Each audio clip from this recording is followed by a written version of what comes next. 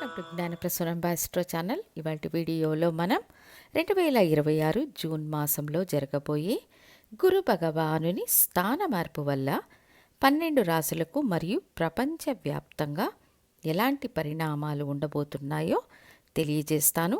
వీడియోను స్కిప్ చేయకుండా చివరి వరకు చూడండి.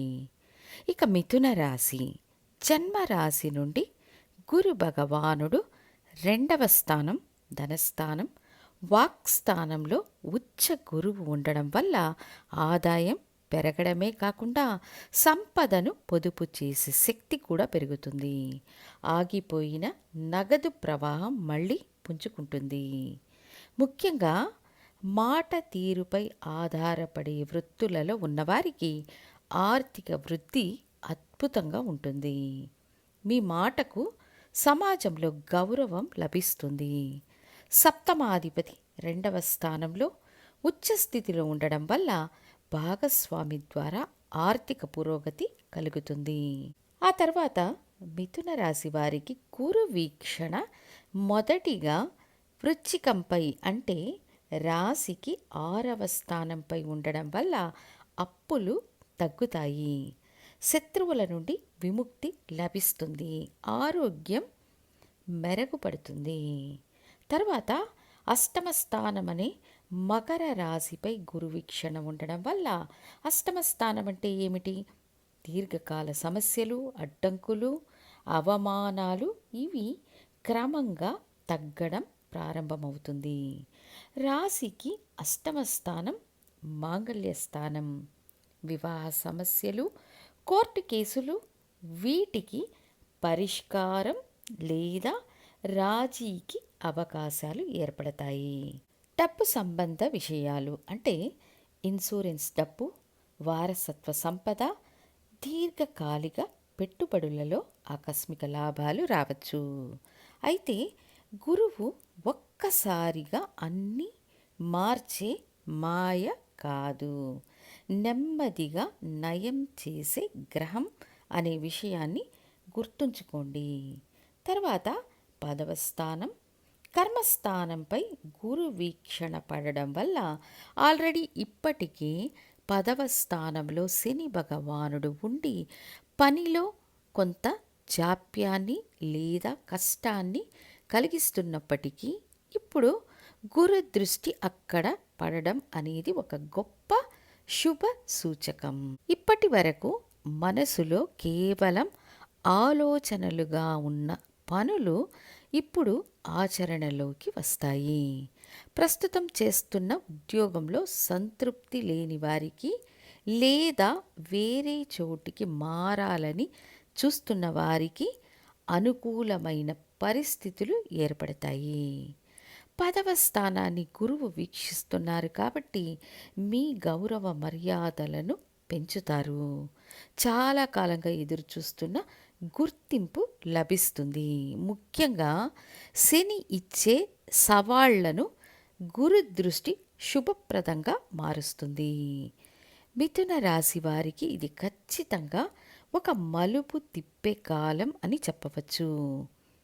మీ వ్యక్తిగత జాతకం ప్రకారం మీ రాశికి గురువు మంచి స్థితిలో ఉండి యోగకారకుడైతే మీకు గురుదశ గురుభుక్తి జరుగుతున్నట్లయితే గోచార గురువు మంచి ఫలితాల శాతం అధికం చేసి ఇస్తారు. వ్యక్తిగత జాతకంలో గురువు అనుకూలంగా లేకపోతే ఈ గోచార ఫలితాల శాతం తగ్గుతుంది. గోచారం కేవలం 20 నుండి 30% ఫలితాలనిస్తే వ్యక్తిగత జాతకంలోని దశాభుక్తులు 70% ఫలితాలనిస్తాయనే విషయాన్ని మరచిపోకూడదు. తదుపరి ప్రపంచ పరిణామాలు ఎలా ఉండబోతున్నాయని చూస్తే గురువు కర్కాటక రాశిలో ప్రవేశిస్తున్నారు. ఇది మంచి విషయం, ఎందుకంటే అక్కడ ఆయన ఉచ్చస్థితిని పొంది పూర్తి బలంతో ఉంటారు. అలాగే శని భగవానుడిపై గురు దృష్టి పడి ఆయన్ని శాంతపరచడం మంచి విషయమే అయినప్పటికీ కేతువుతో ఏర్పడే సంబంధం కేవలం భారతదేశానికే పరిమితం కాకుండా ఆర్థిక పరంగా ప్రపంచవ్యాప్తంగా భారీ మార్పులు వచ్చే అవకాశం ఉంది. పెట్టుబడిదారులలో ఒక రకమైన ఆందోళన నెలకొనవచ్చు. బంగారం వంటి సురక్షితమైన పెట్టుబడులపై ప్రజలు మొగ్గు చూపడం వల్ల వాటి ధరల్లో అనూహ్య మార్పులు సంభవించవచ్చు. ప్రభుత్వ నిర్ణయాలు లేదా పాలసీ మార్పుల వల్ల స్టాక్ మార్కెట్లలో మరియు ఇతర వ్యాపార రంగాలలో తీవ్రమైన అస్థిరత నెలకొనవచ్చు. గురువు ఉచ్చస్థితికి రావడం ఆధ్యాత్మికంగా మంచిదైనప్పటికీ ఆర్థిక పరంగా ఇది ఒక హెచ్చరిక సమయం అని చెప్పవచ్చు. ఇక ఇది ఎవరినీ భయపెట్టడానికి కాదు, అలా అని మా గురించి మేము గొప్పలు చెప్పుకోవడానికి కాదు. ఏదో ఒక రకంగా మా సలహా మీకు ఉపయోగపడాలి. మీ పనులను మీరు ప్రణాళికాబద్ధంగా చేసుకోగలగాలి అనే ఉద్దేశంతోనే ఈ విషయాలను మీతో పంచుకుంటున్నాను.